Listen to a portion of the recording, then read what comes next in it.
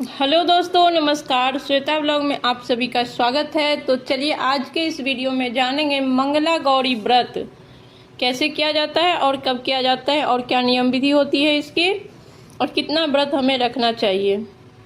तो चलिए वीडियो को कंटिन्यू करते हैं। वीडियो में आगे बढ़ने से पहले आप सभी से रिक्वेस्ट कि प्लीज़ चैनल को सब्सक्राइब कर दें, एक लाइक कर दें। तो मंगला गौरी व्रत जो होता है वो सावन में किया जाता है। सावन से प्रारंभ किया जाता है और इस बार जो सावन पड़ रहा है, प्रारंभ हो रहा है 2025 में 11 जुलाई दिन शुक्रवार से प्रारंभ हो रहा है सावन।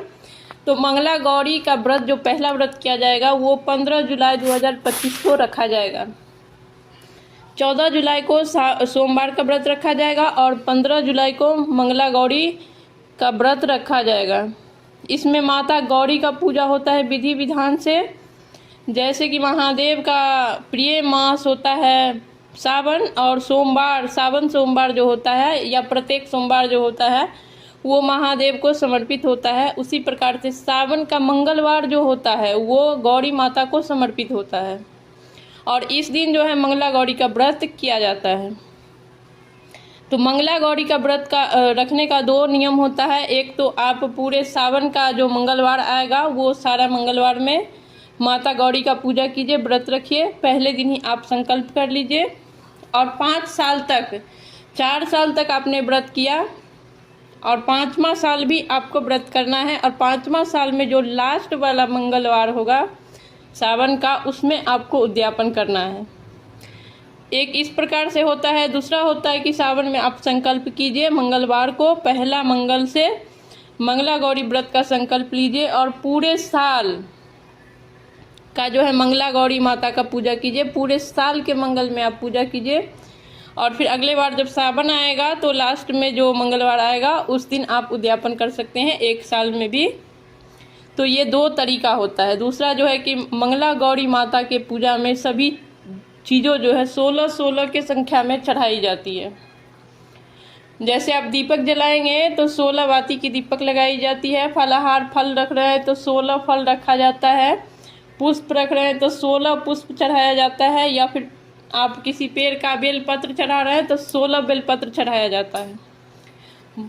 नियम जो है सो यही है, लेकिन आप कम ज़्यादा भी कर सकते हैं। जैसे कि आपको जितना ही उपलब्ध हो पाए उतना भी चढ़ा सकते हैं, लेकिन नियम है 16 चीज़ों का। सुहाग सामान आपको 16 चढ़ाना है।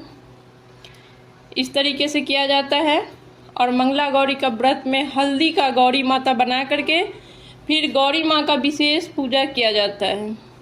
जैसे कि अगर गौरी माता का मूर्ति है आपके पास तो पंचामृत हल्दी वाला जल से उसे स्नान करवाइए, अच्छे से वस्त्र चढ़ाइए, रोली चंदन लगाइए, सिंदूर चढ़ाइए। जो धूप दीप नैवेद्य से पूजा होता है उसी प्रकार से। और सुहाग का सामान तो आपको ज़रूर से ही चढ़ाना चाहिए मंगला गौरी व्रत में। उसके बाद पूरे दिन व्रत रखा जाता है।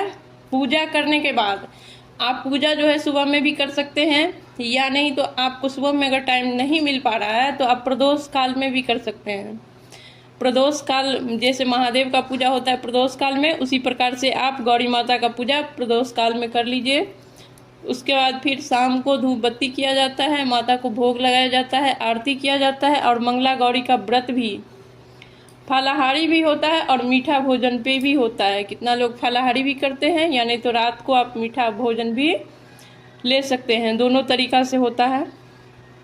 तो आपको जो आसान लगे वो उस तरीका से आप कर सकते हैं। मंगला गौरी के व्रत में होता है कि जब आप प्रारंभ करेंगे तो नया वस्त्र से प्रारंभ किया जाता है और जो वस्त्र आप पहनेंगे वो लाल ही होना चाहिए। ये मान्यता है, ऐसा मतलब नियम विधि है। लेकिन सभी चीज़ों का जो है शास्त्र में ही तोड़ भी लिखा हुआ है कि ऐसा उपलब्ध नहीं हो पाया तो हम क्या करेंगे। और वैसे भी हम सभी लोग जानते हैं कि भक्ति जो होती है वो मन से होती है, ना कि तन से होती है। तो जिसका मन पवित्र है उसके सामने में सामग्री बहुत ज़्यादा मायने नहीं रखती है। तो आपको नहीं उपलब्ध हो रहा है, नया साड़ी नहीं है तो कोई बात नहीं, आप धुला हुआ कपड़ा से भी कर सकते हैं। और ब्लैक और ब्लू को छोड़ करके पीला या लाल या गुलाबी कोई भी साड़ियाँ पहन सकते हैं। मंगला गौरी का व्रत जो है वो सुहागिन महिला करती है अमर सुहाग प्राप्त करने के लिए, या नया शादीशुदा जो होती है वो तो अवश्य ही करती है। वैसे सभी सुहागन जो है इस व्रत को कर सकते हैं। तो कुछ इस प्रकार से थी मंगला गौरी व्रत की संपूर्ण नियम विधि। तो आज का वीडियो यहीं पे समाप्त करते हैं, फिर मिलेंगे किसी नए वीडियो के साथ। तब तक के लिए नमस्कार। वीडियो देखने के लिए बहुत बहुत धन्यवाद।